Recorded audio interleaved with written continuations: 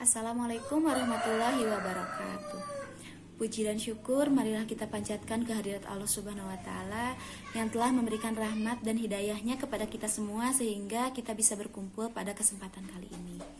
Saya ucapkan terima kasih kepada Ibu Dr. Randa Tati Sri Uswati MPD selaku dosen pengampu mata kuliah Bahasa Indonesia. Tak lupa saya ucapkan terima kasih juga kepada ibu-ibu yang sudah menyempatkan waktunya untuk hadir pada kesempatan kali ini. Sebelumnya, perkenalkan saya Yuni Nurhayani, mahasiswa kebidanan Politeknik Kesehatan Kemenkes Tasikmalaya. Pada kesempatan kali ini, saya akan sedikit memberikan informasi kepada ibu-ibu semua mengenai tanda-tanda bahaya pada kehamilan. Tanda-tanda bahaya pada kehamilan itu bisa terjadi kapan saja ya Bu, baik itu hamil tua maupun hamil muda.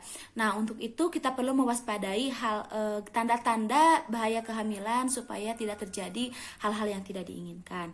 Nah, tanda-tanda bahaya kehamilan itu biasa terjadi pada usia kehamilan trimester pertama, trimester kedua maupun trimester ketiga. Adapun tanda-tanda bahaya kehamilan pada trimester pertama yaitu ada mual muntah yang berlebihan. Nah, ketika ibu hamil mengalami mual muntah yang berlebihan dan tidak ada asupan nutrisi sama sekali ke dalam tubuh, maka ibu-ibu harus segera pergi ke fasilitas kesehatan supaya mendapatkan penanganan yang lebih lanjut. Ditakutkan ketika ibu-ibu hamil tidak mendapatkan asupan nutrisi, maka pertumbuhan ke janinnya pun akan terhambat.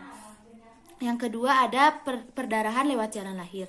Perdarahan lewat jalan lahir pada usia kehamilan trimester 1 atau usia kehamilan 0 sampai 12 minggu itu bisa menyebabkan keguguran. Jadi ibu-ibu perlu waspada untuk segera ke fasilitas kesehatan juga. Yang ketiga ada demam atau menggigil lebih dari 3 hari. Nah, ketika ibu hamil mengalami demam lebih dari 3 hari, maka harus segera ke fasilitas kesehatan untuk mendapatkan penanganan yang lebih lanjut. Nah, di sini juga ada tanda bahaya kehamilan yang terjadi pada usia kehamilan 13 sampai 28 minggu atau biasa kita sebut pada trimester kedua, yang yaitu ada perdarahan lewat jalan lahir.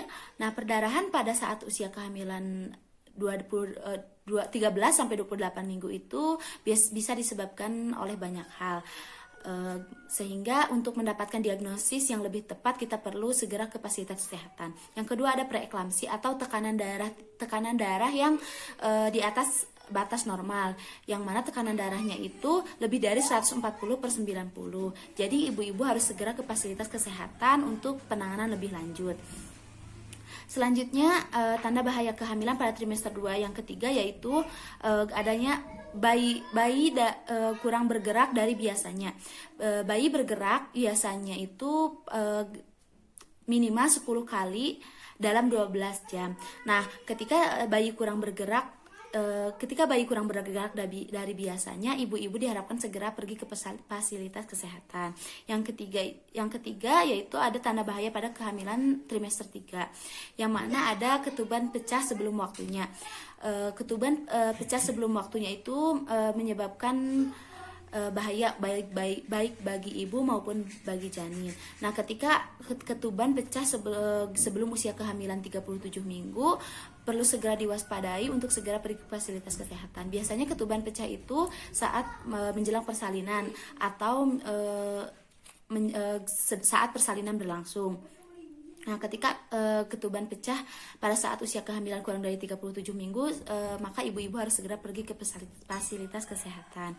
Yang kedua ada perdarahan juga. Perdarahan pada usia trimester ketiga itu bisa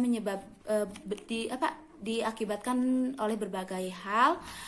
Maka ibu-ibu harus segera pergi ke fasilitas kesehatan juga untuk mendapatkan diagnosis yang lebih tepat. Yang ketiga itu ada preeklamsi. Nah, tekanan darah tinggi yang juga bisa berlangsung dari tekanan darah tinggi yang terjadi pada trimester kedua. Makanya ketika trimester kedua terjadi tekanan darah tinggi, ibu-ibu harus segera pergi ke fasilitas kesehatan supaya tidak berkelanjutan pada saat di trimester ketiga ataupun saat menjelang persalinan. Nah, mungkin segitu tanda-tanda bahaya pada kehamilan yang dapat saya sampaikan. Ketika ibu-ibu menemukan tanda bahaya tersebut, maka ibu-ibu diharapkan untuk segera pergi ke fasilitas kesehatan untuk mendapatkan penanganan yang lebih lanjut. Nah, Kurang dan lebihnya saya mohon maaf. Billahi taufiq wal hidayah. Wassalamualaikum warahmatullahi wabarakatuh.